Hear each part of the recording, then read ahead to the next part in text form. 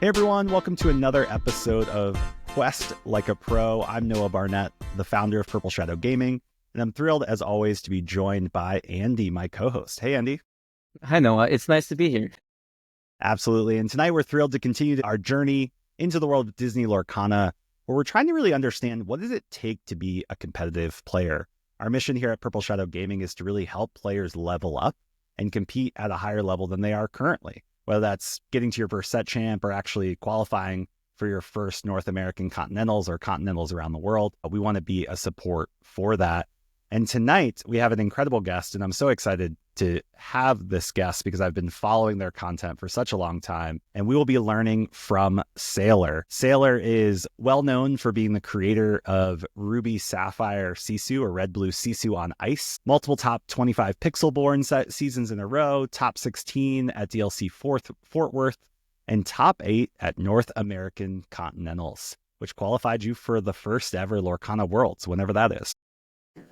Yeah. Within the next 4 or 6 months. Let's There put we it that go. way. Well, tonight we have the privilege to learn how to quest like S4iler. S4iler, welcome to the show. Hey, thank you so much for having me. And I feel grateful for people from your community like asking questions specifically to me, knowing my my journey in Lorcana, following it up. So yeah, I'm just thrilled to talk about Lorcana, a game I of course absolutely love. Yeah, absolutely. And I'm personally excited about this because, again, I've consumed your content, read your guides, and I'm a frequent pilot of Sisu on Ice.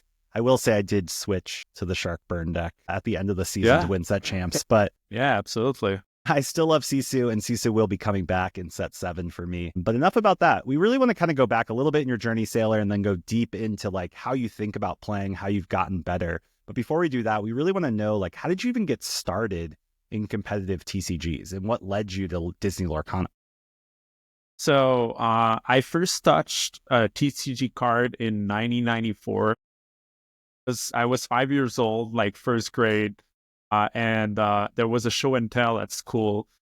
A kid brought Magic the Gathering cards like goblins and minotaurs from the revised set, right, which was the first that we got in Canada. And I had brought like whatever toy that was, and I was just like absolutely focused on that card game and the look of the cards. I was so absolutely in love with it at first sight. And so I've been playing Magic the Gathering my whole life. And at some point in 2000, between 2000, let's say 8 and 11, I was in the competitive scene playing Legacy, which was like an old format of old school MTG. And I was pretty good at it. I finished second in one of the big SCG tournament. And locally in Montreal, I was most of the time top 8ing, playing blue, green, and red a lot of the time. Very tempo, counter spell all the time, and eventually even like counterbalance style of decks that I was absolutely in love with. Like trying to guess what my opponents would play and just like reveal the top of the card without looking at it and countering their spell was just like where, that's where I was in the zone the most. And so I played a lot of MTG, and then I went like do very different things in my life. And so I sold all my cards in 2011. And I started playing board games much more. Also, I was still playing MTG, but on Arena only, and mostly drafts and seals at the beginning of every set. I have always been a huge limited guy, and I had not played too much at MTG in the last couple of years. And then Lorcana came in. I saw at Gen Con like the big crowds, right, waiting in lines like at all the whole night. I was like, okay, it's fun, right? It's Disney. It's gonna be a kid's game, but like whatever. When it come up at the store, we'll buy it and we'll see how it is. And then I was in vacation at my niece, and there was like a local store I just bought very overpriced 2 starter decks Yeah. with 2 packs. I think it cost me like $95 for 2 starters and 2 packs. Holy. That was Canadian, but like still Yeah. like 60 That was the US. Wild West back then. The Wild Yeah. West. Yes. Yeah. And I really enjoyed it. I really, really enjoyed it. And I went straight into Lorcana and it was a blast. Basically, like within a few weeks, I had built Steel Song. I never stopped myself from playing the deck that I wanted. I just like, I want to play that deck. I'm just going to buy it all, go on Facebook and reach to people and like, you have this for sale, buying, go to a tournament and then immediately top 8 with it. I'm like, this is so good. And then suddenly I realized like, everyone is on Steel Song. Like, it's like, it was the deck. Like Red Purple was also pretty good at that time, but like Steel Song, all the MTG players were like, wait, you can sing songs for free? Like, this is cheating. Yeah, There's no way this is not cheating, right? And so, yeah, I went straight into singing song. It was really, really good. And I was playing Rockstar. And even against a Red Purple player, you would just like, Rockstar into one drop. Do you have beep rap? No, I win. And then do it again if you have beep raps on the following turn. It was a really good time. Grinded pixel porn like a madman. I played like, I think 3,000 games on Pixelborn. So all the ground up leading up to the competitive organized play that Ravensburger organized, I had done already, right? So like I came there and I was mastering the game already. And so I remember specifically when we had the first night that we had the set 4 release, I was testing this ice block and Sisu. And I was sending screenshot at my friends, right, on like a Discord that I have with my Pixelborn Grinders OG, and and we're just having a laugh, like, oh, this is so ridiculous, like we're having fun, right?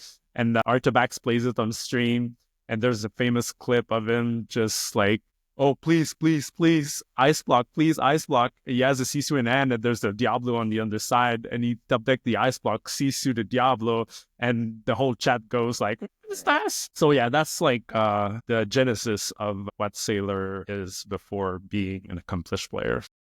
Yeah, that's incredible. And there's definitely a few of those things we want to dive into or dive in more of. Outside of singing songs, was there, you said the Disney IP, maybe this is a kid's game. Like, was there something now in reflecting that, like, what is it about Lorcana that, like, keeps you engaged? Like, is there attributes of the game? Is there something specific that makes this game uniquely different? Is there elements of board games? Like, what is it that keeps you tied into this game outside of the success that you've had? Yeah. So I said it's a kid game, but that's what really like my first thought, like, it wasn't really like, it was nothing wrong with the fact that it sounded like a kid's game, right? But when I first played it, I immediately understood because the layouts of the card is actually the best one I never saw in like a TCG. And I'm a graphic designer first. And so at first I would say like the layout, the graphic design, the artwork, all of that was just perfect. I thought it was just like a perfectly made card game. Like you could tell that the designers knew what they were doing. You knew that the artists knew what they were doing. You knew that the graphic designer, the art direction, it was just like the perfect team. I was holding the cards. I was like, this is perfect. Like whoever made this, they're just a bunch of geniuses. And really what got me into it was the resource system. Because by the end, after having played MTG for so long, you get frustrated with the land system so much because either you get too many of them or not enough of them, or sometimes not the right color. And it is very annoying. Like you sometimes don't get to play the game, right? And in Lorcana, just almost never happens unless you're a bit greedy with your inking, right? And this is the two most important things I would say. Like, yeah, the singing of the song was something that was always keeping me in mind, like as some like a design that fits real with the team, right? Like, so I thought I was really clever, but really the resource system and the layout and the art direction is what really, really got me into it.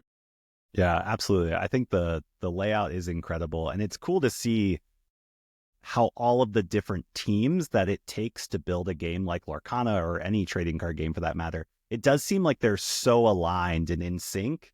And the tie-in to the IP and the story is just brilliant. Like even some of the new like dual ink cards, I would love what like even the design of those just looks incredible. Like, and I'm so excited to be able to hold some of those in our hands. Absolutely. I really love the little touch of being the two colors that crush each other are different depending on what the colors are. So the red never crosses the same as a blue would, right? And I really like those small things that maybe some people won't able to see at first sight, but when you look into the details, right, you look at those. Even on some of the cards, the character cards have this different lines than the items and stuff. Like it's just like very subtle things that just, yeah. Yeah, it's well done. Yeah, it's definitely well done. I love the extended arts, how two cards can like go on top of each other and just extend the artwork or side by side. I think it's just perfectly done. Yeah, we have Maurice and Belle that like are exploding right in the middle from the new cards from Arcasia's Island, and they're like seeing the same explosion but from each of the side. Like you can look it up; it's really nice. Yeah, that's really cool. Yeah, the one we saw the other day, Andy, that you pointed out was the Jasmine and Aladdin, where Aladdin's holding up Jasmine. Yeah, on top, which is really cool. That's great. Yeah. I love it. Well, we know we love this game and those listening to this love this game, but they came here to get kind of like competitive insights. So we want to get down in the weeds, Sailor, with you. I know a big part of your journey has been being a part of a Lorcana team and being a part of now the new team, Team Maelstrom. What is it like being on a team? Like, what are the key benefits? Like, would you encourage other competitive players to be on a team? Can you talk to the team dynamic of competitive play and why that's a path you've chosen to really dive deep into with your other questers or Lumineers, I guess? Yeah. So I joined what was formerly known as Team Labyrinth in Fort Worth DLC in Texas in last July. And I had been in contact with Aaron Rubin, which is a great Magic the Gathering player and also the captain of that team. And I had coached him on CCO on Ice, and he topped Chicago with it. And he was basically the first person to shut me out on Twitter about my coaching, and said that he would he said like he wouldn't have topped that event without me, and I was really like grateful for him to say that, right? And of course he's like also a pixel board grinder, so we've played a lot against each other in the past, and so we both knew we were both competent players, and so he approached me, and then it went on a little bit we don't know exactly if there's a spot. And eventually I reached out again. And then in Dallas, the guys actually just came to me and said, "You want to join the team?" I was like, yeah. And the first thing was like the people in there that I knew were people that I love, people that I've played a lot against, right? So I knew they were good. And I also knew that they had put the time into the game, right? They were just not like, "Oh, I'm good, I don't need to prove anything." Like they were really like the true hardcore grinders, and just as I was. And so I knew I would get along with them, and we would get like a similar philosophy on how to approach our competitive games. And the reason why I wanted to join them is to create a system in which I can surround myself with as good and if not better players than me, so that I can keep on improving, but also can keep on challenging my ideas, but also my plays, and I can do the same to them. And so my position in the team is to basically shatter dreams of any new builds, right? Like, so because it's the red blue test, right? Like if it doesn't pass the red blue test, you should probably consider something else. And when they're angry, they just put like an aggro pile at me, and then they win. and then we're like, okay, you did it, you're good, man. But yeah, a bunch of good players, but also really great people. It's like some of the players I didn't know too much, but I got to learn, and now they're my close friends. And I think that's what you also need in a team, is to have support from each other, people challenging your ideas, people to test with, and prepare to share ideas with. It's basically what it is. And then the managing of the team is supposed to alleviate everyone, right? Because of course, as a coach and now as a Lorcana professional player, there is a brand to alleviate and cultivate, right? And so by having these multiple players that have their own brand be together, we are able to alleviate each other into something that people follow and can get fans of, right? So, and of course, then financial merits to it. Like in Anaheim, we were able to cover our Airbnb, right? So that we didn't have to pay for that, right? And eventually, within the future years, maybe we'll be able to cover more things, right? Yeah, and so, absolutely. Yeah. So that's what the team is for. And we recently changed our organization and we're basically the same roster, same people. We basically just changed management and we wanted to have a new name because it was under a different management, basically. Yeah, absolutely. Well, I love that recap of the importance of a team, like first and foremost being like that support system and people you trust and even look up to, but they look up to you. And it's that like mutual respect side so that you can continue to like refine and get better together. But then also like, I love that fact of having a team that can synergize together, like 1 + 1 = 3. You know, it's overused, but it's like, hey, we can come together both in our play, but also in our brand building, our influence, our elevation of this game, us as players, us as individuals. And it's both of those things that are really going to drive that forward. And so I'd highly encourage anyone that's interested in following the team to check out Team Maelstrom. And I think the best way to connect to them is on Discord. Right now, they have an incredible Discord that's already super active. I know it just started this week, but there's hundreds and hundreds of people in there. There's set 7 deck lists. There's a huge opportunity to connect there. So definitely encourage checking out Team Maelstrom. And hopefully you can find your own Team Maelstrom as you compete and try to learn like who are those players in your community that you can really connect with, and then who can you reach out to that's even beyond your local community that you can connect with too. It's a huge benefit, and I know it's something we're trying to build here at Purple Shadow Gaming as well. It is very well said. Like one of the best way to actually improve is to surround yourself with better players. And one of the classic way to do it is just like pop on Discord, go with a bunch of people and play the game or watch other better players play the game. And then we'll comment on like, why is that? Right. And we'll basically question every place, right? Think are not necessarily or can be questioned. Maybe they're right, maybe they're not. And what if there's something that we're missing, right? And so by making your plays public like that, you of course make yourself more vulnerable. But that's the way that you learn, right? And is by making mistakes and learning from these mistakes. Yeah, we'll basically probably talk about it a little bit more, but like one of the things that I do at every set is to actually goldfish a lot. And goldfish means playing by myself against like an AI or whatever that is, right, on ink table. Or even like picking up cards and playing them and like, okay, turn 1, turn 2, turn 3, turn 4. Okay, what is it? And basically I don't really try, but like I make every mistake at first. And now, because like, let's say like you're playing this new card like Sapphire Coil. Well, there will be one time where you will ink and play and, before playing it and you'll feel stupid, right? You actually need to do it. You need to do it once, right? Like you need to ink, play coil and feel like a dumb because you actually need to play coil and ink after it in order to give the minus to something and then challenge or whatever it is. And so this is what I call the mechanical memory skill that you need to actually just get ingrained in you, right? It's like you actually need to do the mistakes first, and then your body will absorb it and will say like, no, this is not the way it is, right? And a lot of the time, like just playing a lot and making those mistakes will get you there eventually at like not making them anymore.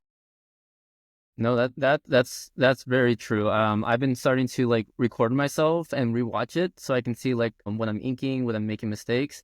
And the second I see that mistake, I'm like, oh no, that was a mistake, and I'm still doing it.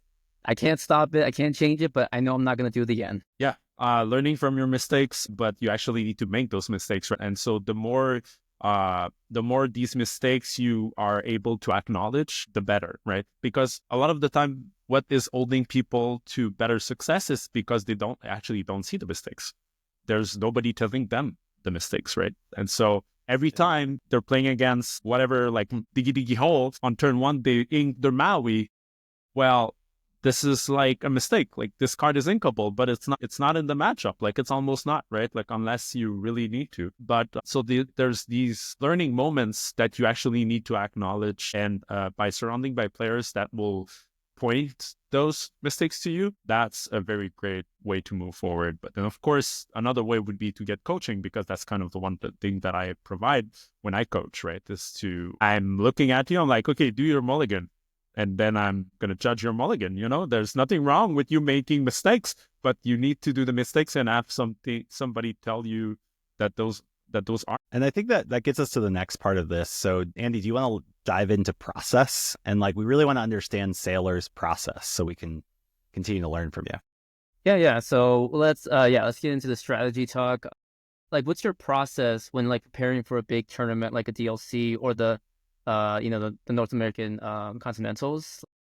How do you choose and prepare your deck? Like, I know you mentioned like you do practice with your team, but when's that moment when you know it's tournament ready? So there's different players, different approaches for sure. For me, there's this whole roller coaster of emotion, like, am I on the right track? Am I not? And what if people adapt? What if they don't, right? And am I seeing a step too far or not, right?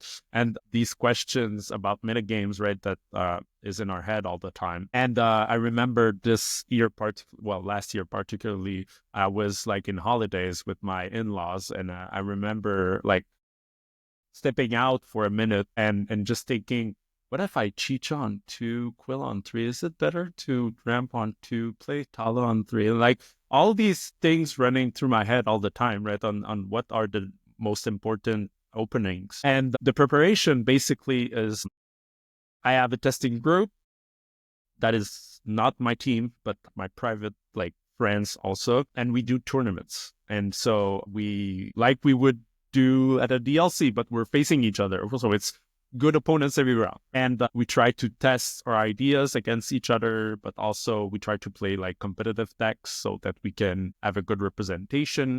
So like that would be like targeted testing, right? Something that is good testing. And then you want to play like a good amount of sheer amount, like the quantity, right? Just to, as I was saying, like have good mechanical memory of like how to not mess up, right? Like, and even in paper, that's pretty important as well. So specifically for a S4iler player where you need to ink a lot and untap a lot of your ink all the time, right? You kind of need to play quickly and do these things that shouldn't take time, right? Just play those, and so that you have the time to actually think when you need to, right? And so play in paper, play a good amount of games, but also play really specific targeted testings against like relevant players, relevant decks. And then that is when you mostly know what you'll play. But I'll also do that with some other decks, right? Like, so at the early stage of Azurite Sea, I was really high on an Ember Amethyst deck. And I basically went on and tested against a bunch of players and a bunch of ideas, right? And I was like, I had this idea that I could come into Continentals and play aggro so that people don't expect it, right? And in the end, I said, well, this deck is just not good enough on the draw. And I think sometimes you overthink these things a little bit. And you say, oh, okay, they don't expect it. But the reality is that after first round, everybody will know, oh, you know what? Sailor is actually on yellow-purple. So the advantage of it is just vanish very quickly, right? And so by actually playing the wrong deck, you make yourself a disservice. But I remember looking at my stats, right, on me trying Green Steel, right, the Green Steel list that Aaron and Zan brought, right? I actually brought it to Aaron first, and then he changed a bunch of things and with Zan, and then they brought it to Continentals. I remember at some point wanting to play that deck, and I had, I don't know, like a 60% record with it. And I had a 95% record with red blue. And I was like, Obvious choice right there. yeah. You know what? I'm not gonna play on something else. Like, this is the best deck in the format. I'm the pioneer of that deck. I'm just gonna play it. Like, and the way I built it is that I wanted it to be as consistent as possible. I didn't play the small Sisu, and my approach to that was to basically, at the beginning of every set, I'm all in on small Sisu because everyone wants to go aggro, right? Like, they want to see if aggro is viable. And so you actually need to just like make them realize that they cannot even win on the draw against the control decks because of the small Sisu, right? So you play small Sisu on, and you're on the play, you're drawing cards, you're taking out everything, and because they're on the draw, they're not fast enough. And they realize, okay, well, that deck is not good enough. And then by the end of the set, they don't get back to that, right? They just say, right, this aggro deck doesn't win on the draw, so it's not good. I'm not gonna bring up. And so you take out the cards that were against that, and you have a more consistent deck. And so I brought like the full number of Talas and only 13 uninkables and very, very consistent 60 card list. I knew exactly how to approach every matchup, how to mulligan, and how to play the mirror. And I was like, I'm just gonna go by the most basic thing. And there's the other approach where there's ads, right? Just like on Friday night, deciding on what flavor of red, purple he was gonna play, and just rolling with it. I think he had the confidence advantage of being already qualified. So like he could also make that, but that's also how he deck builds, right? He has like a vision in mind, and he can adapt pretty quickly to it. I'm more of like a very deep, longer, right, approach of like mastering something to its full potential, right? Instead of trying to catch people off guard with like deck choices. So I was like, no, I'm just going to be the thing that is the most consistent in the room and who knows exactly how to play that deck like a surgeon, like a surgeon, right? Like I'm gonna get there with it, and everybody that plays a mistakes, I'm gonna make them pay the highest cost, right? Like every time, and it's basically what got me there. No, yeah, I love that. I love consistency. I think with red blue, you have to play your own game. You can't tech for different matchups. You want to just be consistent and do what red blue does: ramp, go into Tala, draw, and then destroy the board. Yeah, I do like the nod, Sailor, to saying like you might want to play like a surgeon, whereas others might want to be that pioneer, or they want to be kind of the like someone that's going to surprise people or come out with something new or shifting. And it's like there are two different approaches here. And I think as competitive players are listening to this, it's not that maybe Ed or Sailor are right. It's a rather like style, preference, tone.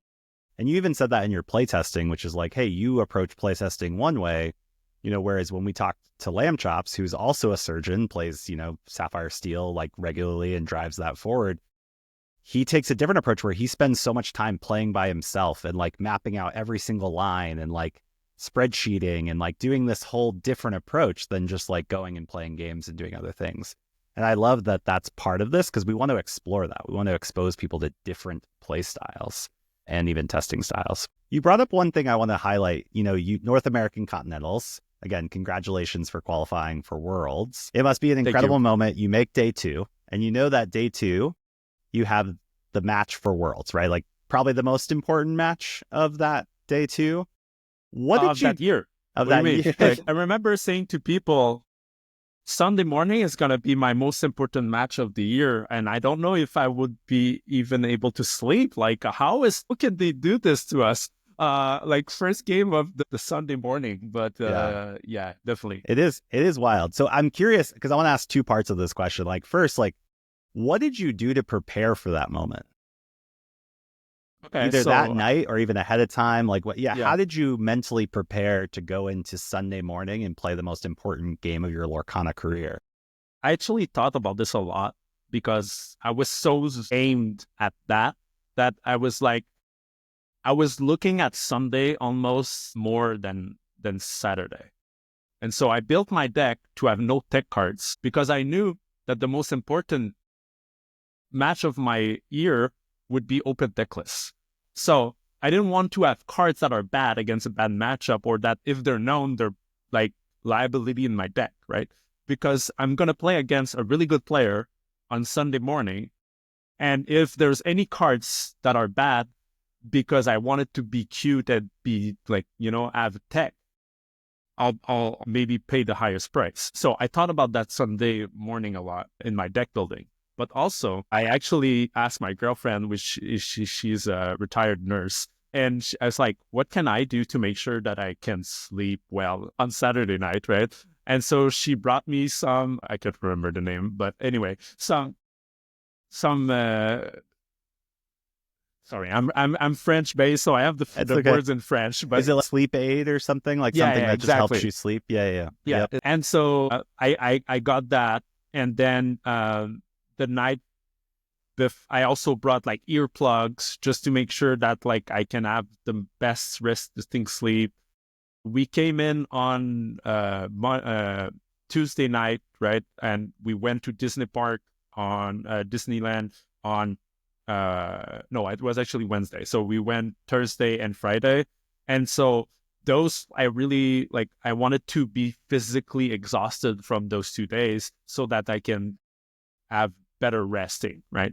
And so I thought about all these scheduling things. Like I brought my girlfriend, I brought my kid, right? I wanted to be surrounded with people I love. And so to have this support system of like, I have my team at the Airbnb, I have my girlfriend, I have my kid, the love of my life. I'm being there. I'm bringing them to Disneyland for my first time, for their first time. It's going to be a great time. And one of the things that I wanted to make sure is that I wanted to have something to rely on too if I fail, right? Of like, this will be a great moment, whatever happens.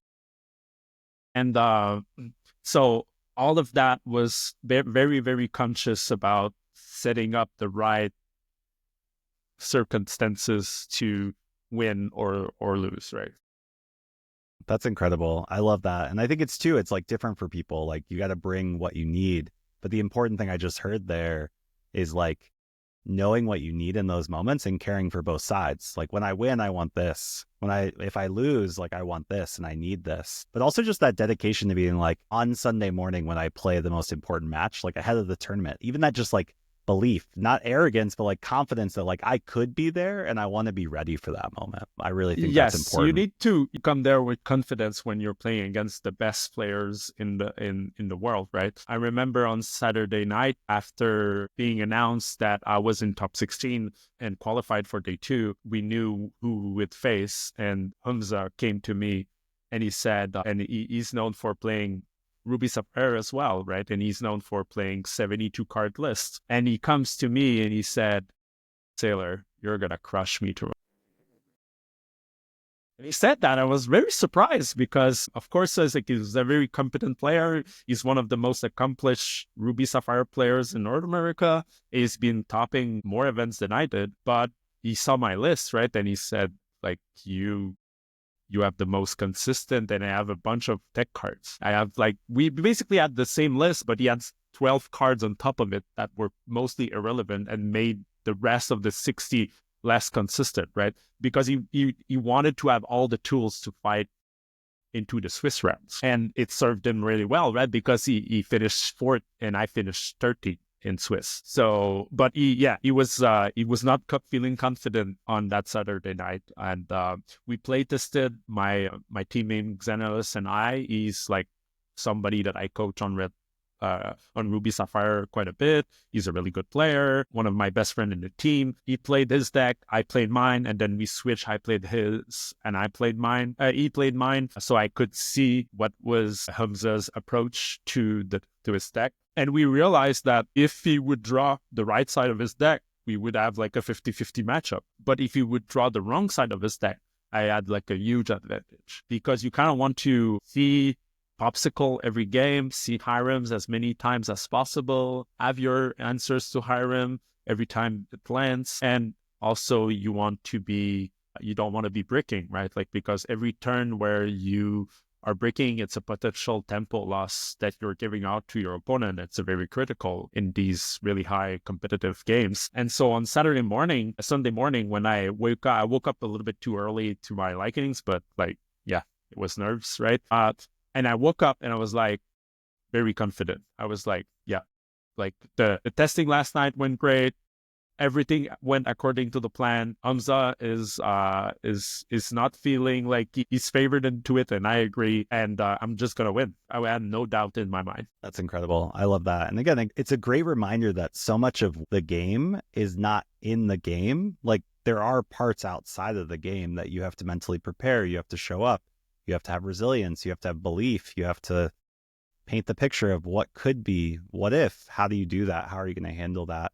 I think it shows in your play, Sailor, and in your testimony there. So you're known as like a go-to coach for Lorcana. What is your approach to coaching? I know you talked about a little bit about like the mulligans and just allowing them to move, but like what are the key elements of the game, like testing and improving that you show these players when you're overlooking them? Yeah. So I have been pretty successful at doing coaching, and I think the reason why is that I'm able to explain my thoughts pretty well and try to guide people through learning from this. And I think one of the reason why is that I've teach board games a lot in my life. I used to do that as a job when I was younger, and I'm known for teaching new board games to people pretty well. And basically my approach of coaching is only on Ruby Sapphire. I don't take any coachings on just like fundamentals, for example. Like I assume people come in with a certain level of understanding of the games, and I try to level up their plays, right, to the next level, right, to something that they can go to DLCs and feel confident going to them, and potentially even making day 2. That's basically like my customer base. And my approach is that I go over the deck buildings, but usually people ask way too many questions about deck buildings that they should, and they should focus more on improving their gameplay and actually understanding the matchups. I think Lorcana is a lot about strategy, and it's all laid out into how the mulligan works and how the inking system works. Basically, you need to know what to ink and what not to ink in every matchups, and you need to know how to mulligan to get there in every matchups and how to adjust when you don't get the perfect hand, of course. But you need to give yourselves the most chance. And sometimes like a difference between one card in the mulligan can be the difference between winning and losing. Like you didn't mulligan that card and you should have. It can, maybe that one more card was exactly the one card that you needed to get that good hand. So I try to do exercises with them on like, I'll make them pull out their deck list on Dreamborn and click the simulate thing that they have. And so you can see like a 7 and cards, and we can do mulligans. So they can click on the cards that they would want to mulligan, and then I make them stop before they click like mulligan. And then I go over what I would do instead. And I go over this multiple times towards the session, on the play, on the draw, on the blind, versus all the matchups.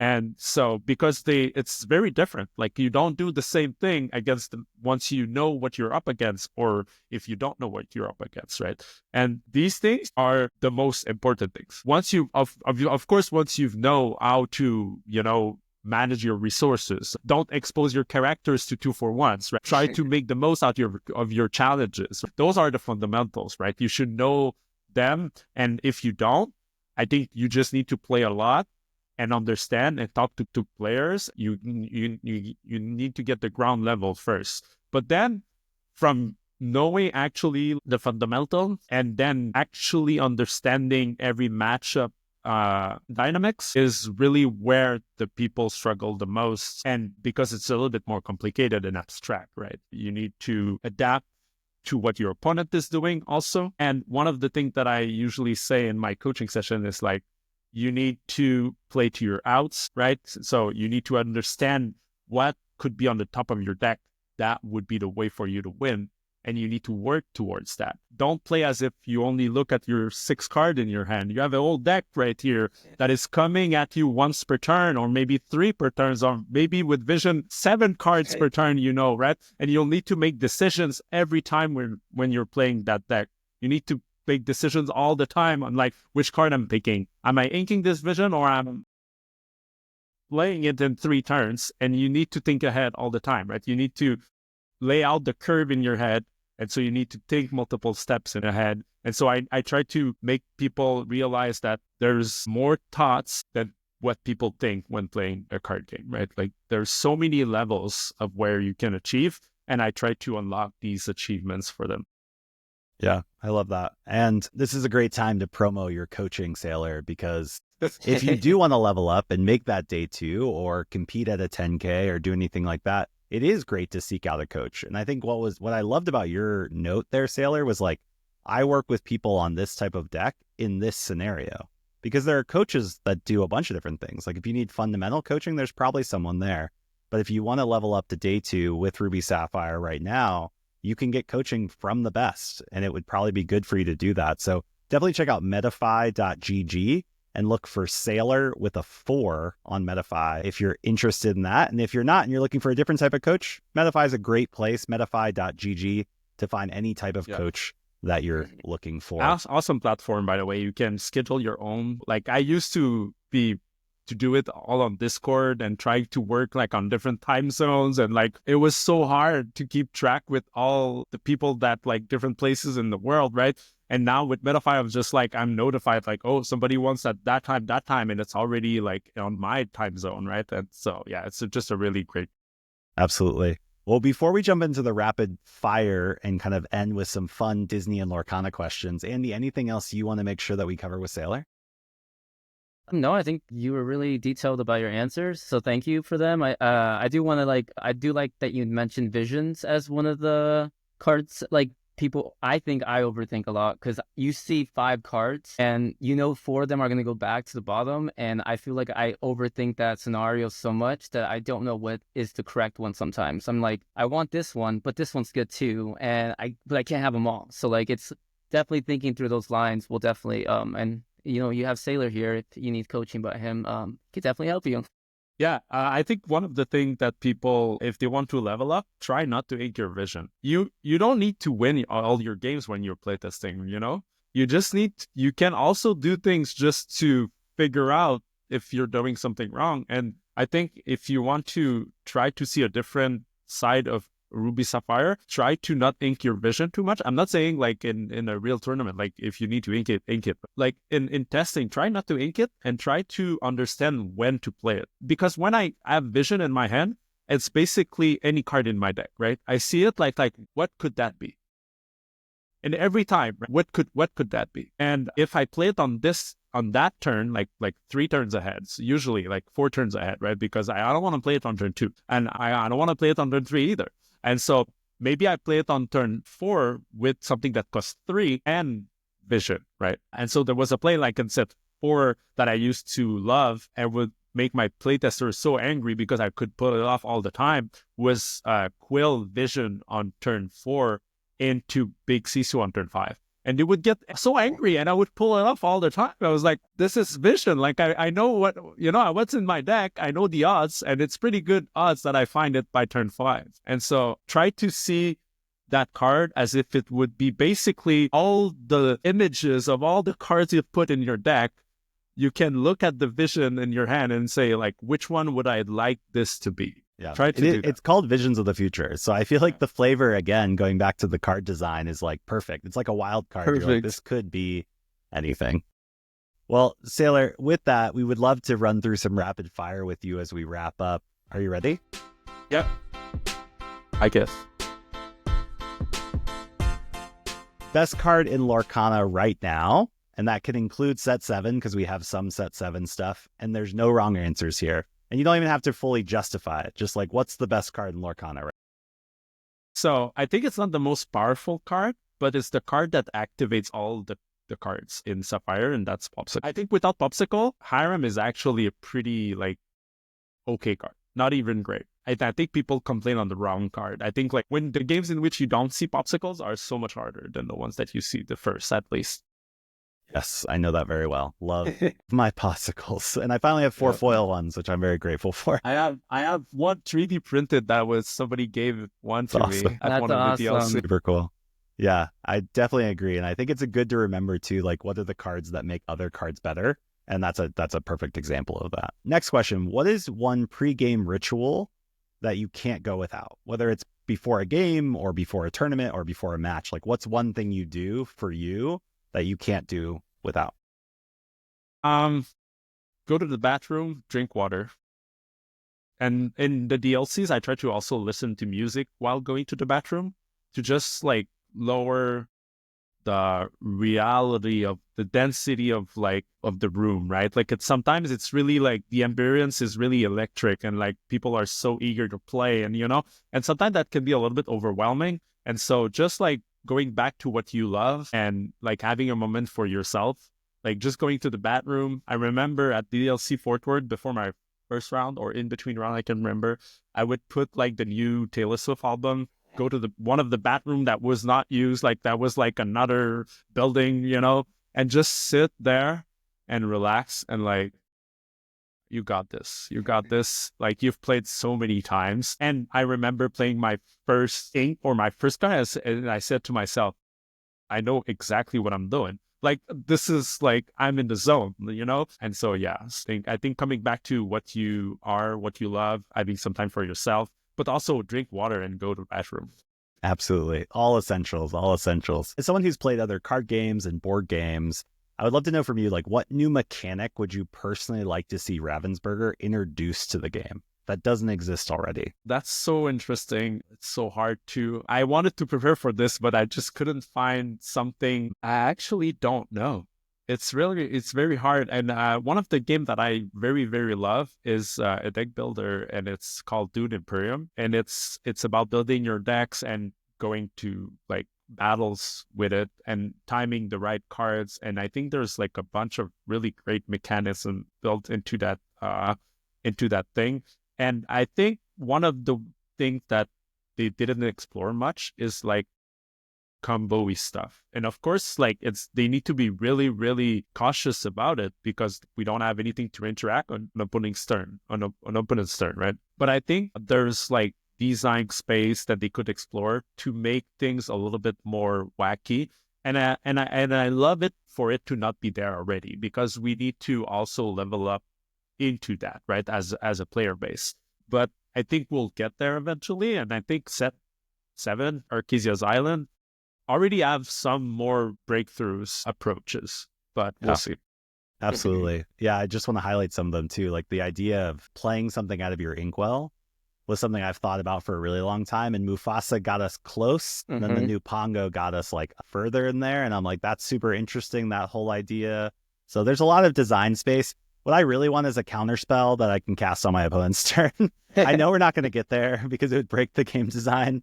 But I do love like how Pete plays, but it's like I just wish I could be like counterspell, type things. Yeah. Well, we're seeing more of these now with also the new Gantu that interacts with how much ink you need to pay for items on your turn, right? On your opponent's turn, our actions, and I think there's a very nice design space there, and I think that they've really created a game where they have lots of space. They've also restrained themselves a little bit with some cards. I think like the 3 Ursula is really restricting themselves for certain 3-cost songs that can go along with her. And I think there's a few others that I don't have on top of my mind right now. But like, I know like there's certain things that they can't do anymore because they printed very powerful things that can open up broken things in the future. But in general, they've really like opened their design space in a way, and they can go really far into it. And of course, they have the right IP for it.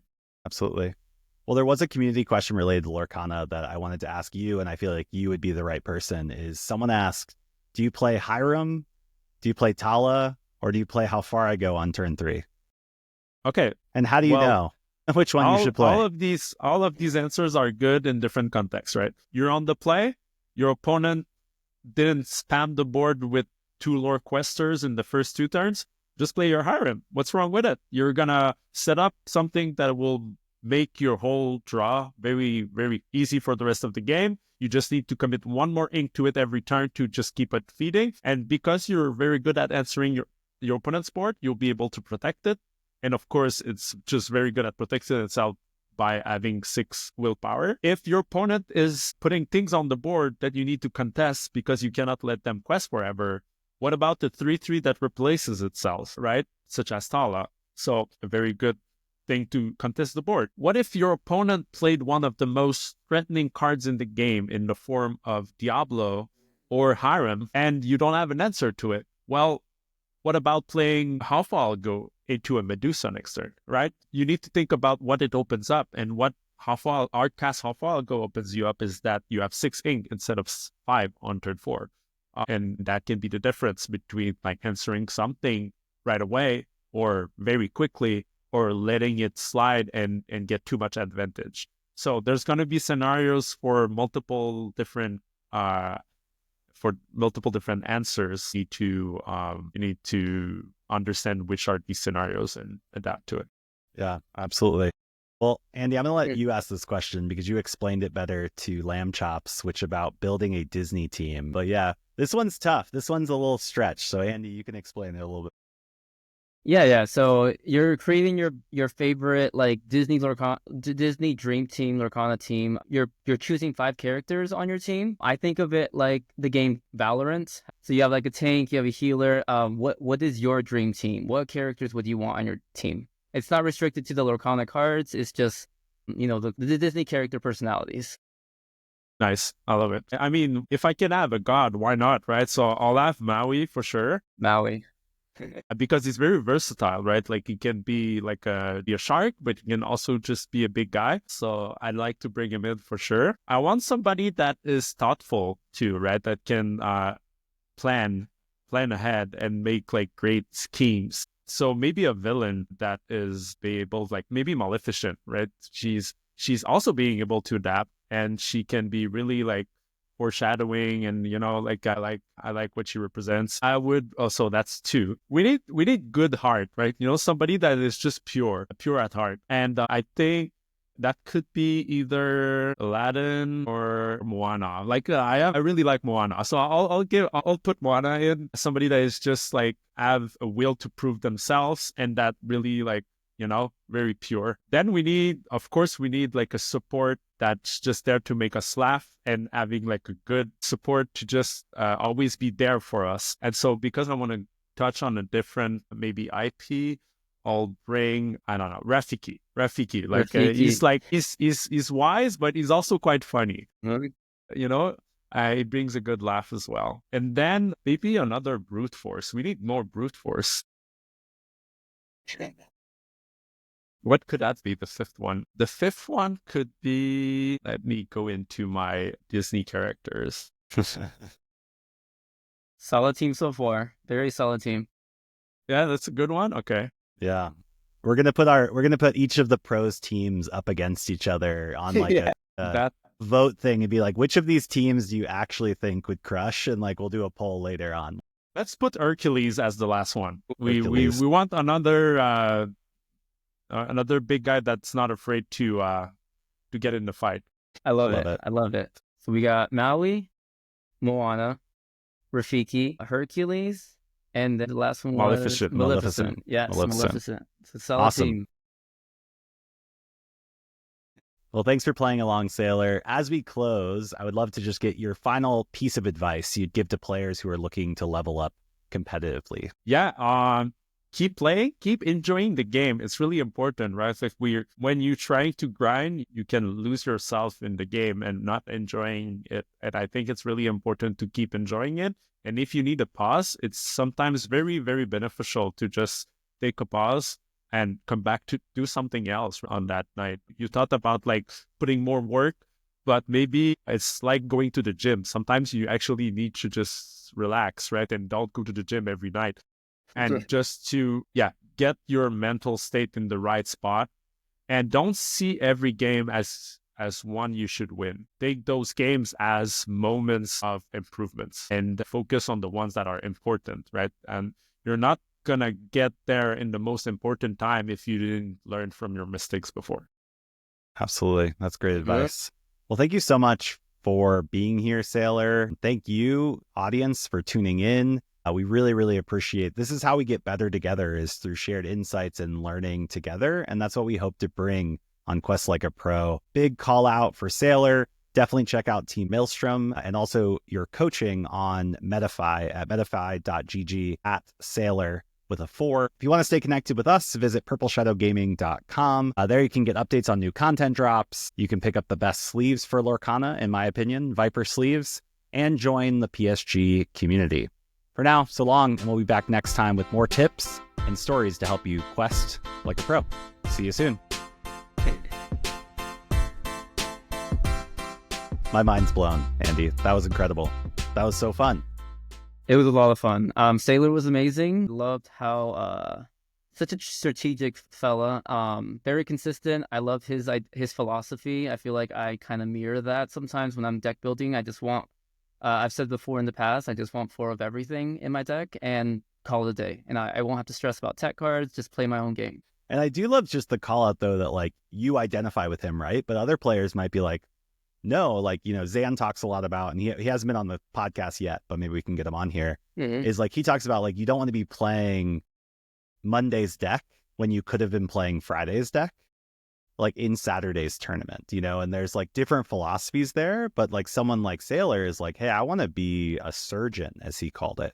Like, I want to go deep. I want to be methodical. I want to know all the plays. Like, I want to be like no errors type thing. Where then he mentioned Ed, I think, was like, hey, I'm going to pick a deck on Friday that I feel like is right. And he was prepared to do that, but he was like, I'm going to play and be able to build a do deck. I feel like I resonate a little probably more with Ed than with S4iler. As you know, I've picked decks at 10 p.m. on Fridays many times before at DLCs. I'd even switched whole decks, but I don't think that's the best approach unless you've put in enough of the work.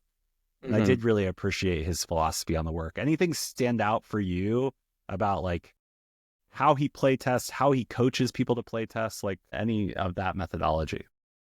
I liked his coaching like philosophy. I thought he mentioned mulligan and inking. I think those are 2 big important skills you need to level up your game. I loved how he talked about that when we talked about like, what do most players overlook or maybe don't focus on as much?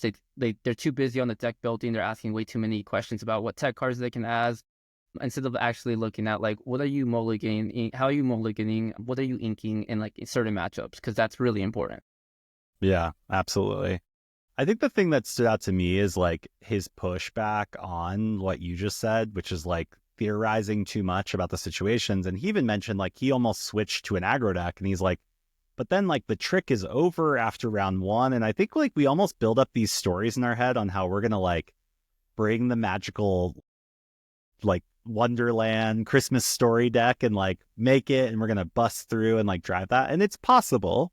We've seen some tournaments end where there was like a surprise deck that really took it down. At the end of the day, I think it's more about the consistency, because then you can have that confidence. You're not like seeing cards for the first time. He's like, no, I'm looking at visions and I can see every card in my deck.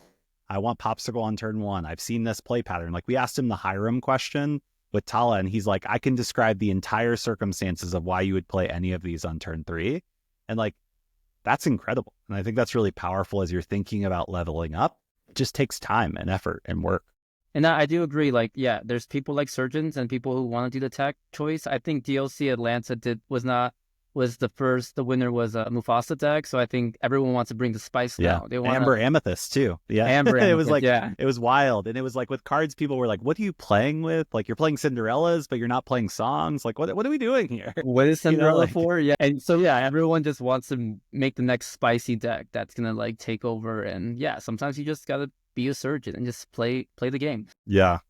I do love the other comment he made about just like loving the game. And I think you can tell he loves the game based on how deep he could go on like the graphic design of the cards and the story around that. And that was just lovely to hear, because again, someone that's competing at the top of his game, qualified for Worlds, like there's only 28 people qualified for Worlds, like one of 28, like biggest moment. walked into that room, was confident that it was going to happen.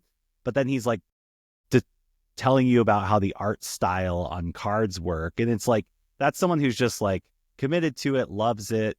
I also even appreciated his comments about the team dynamic with Maelstrom and how, like, first and foremost, this was like people he trusted, and then he got to know them and connect with them. And again, it's about that community, that love for the game, love for each other. I think he even mentioned one time, he's like, I love this guy, you know, like, and it's like this like bond with the game, with the people. And then the commitment to the work is like what's gotten him to where he's gotten. And that's just incredible. Yeah, I completely agree. Yeah. Well, incredible conversation. I've learned a lot from his feedback and insights. And as a red blue player too, I'm like fanboying a little bit over here of like, oh yeah, I could tell. Yeah. It's like, he even has like red blue background lights, you know, like you don't, I'm like, man, you're such a designer. And so He cool. lives in the Red Sea. This is why he's the red blue god. He even has a 3D popsicle. I love that. Like, it's so good. So good. Awesome. Well, we will be back again another time to learn how not just to quest like S4iler or quest like Lamb Chops, but quests like a new pro. And so definitely check it out. New content will drop regularly, and we'll see you soon. And I'll see you there, Andy. See you.